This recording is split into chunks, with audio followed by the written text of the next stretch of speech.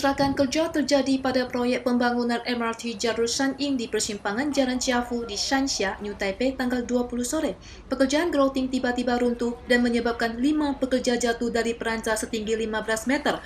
4 orang jatuh langsung ke tanah dan 1 pekerja terjebak di antara peranca. Dalam insiden ini terdapat 2 orang terluka dan 3 orang tewas. Korban tewas termasuk seorang pekerja migran Thailand. 我在那个旁边那边，他蹦，就掉下来了。对所以你立刻就抓住钢筋，是不是往上对，爬？刚接了，我抓钢筋拿上去。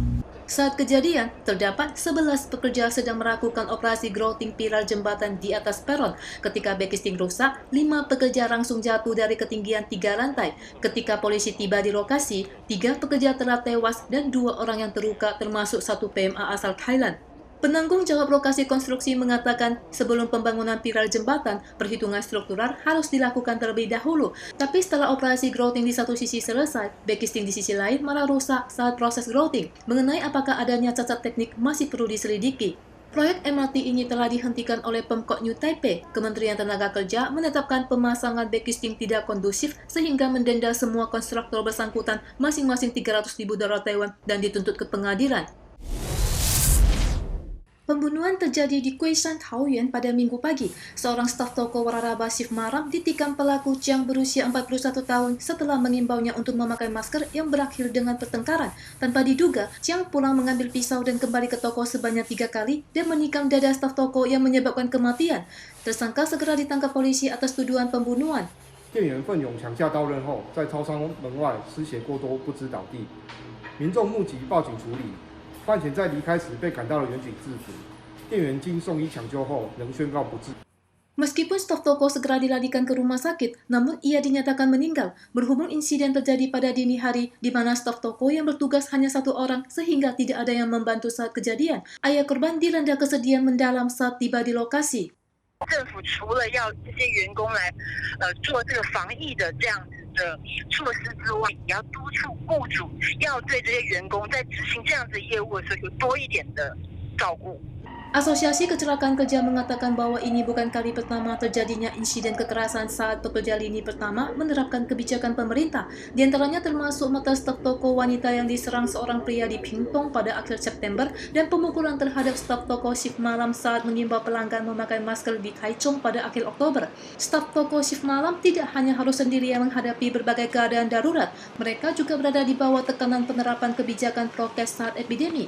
Pemerintah dan pelaku usaha seharusnya memberikan lebih banyak bantuan untuk menghindari terulangnya tragedi ini. Udara dingin akan tiba. Sebuah front melewati udara Taiwan pada hari Senin yang kemudian disusul udara dingin membuat suhu menurun drastis. Suhu terdingin 13 derajat muncul pada hari Selasa hingga Rabu dini hari. 预计最低温的时间点呢，会出现在礼拜2的清晨到礼拜3的清晨这段期间。我们预测最低温呢，在中部以北。 东北部大概是13到15度。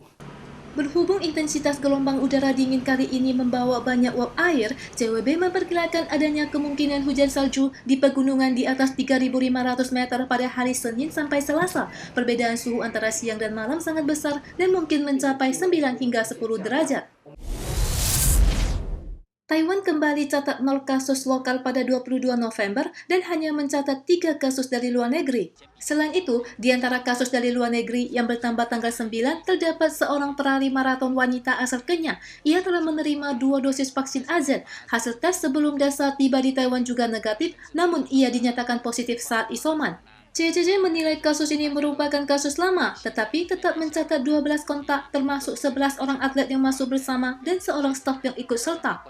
Dokter yang menganalisis masalah pembukaan perbatasan bertahap pada Februari tahun depan menyarankan pemerintah untuk menerapkan prokes seperti pemberian akses umum hanya bagi warga yang telah menerima 2 dosis vaksin untuk meningkatkan kesediaan vaksinasi masyarakat. Sejauh ini, tingkat cakupan 2 dosis vaksin dalam negeri mencapai 46,8%, masih belum lebih dari setengah.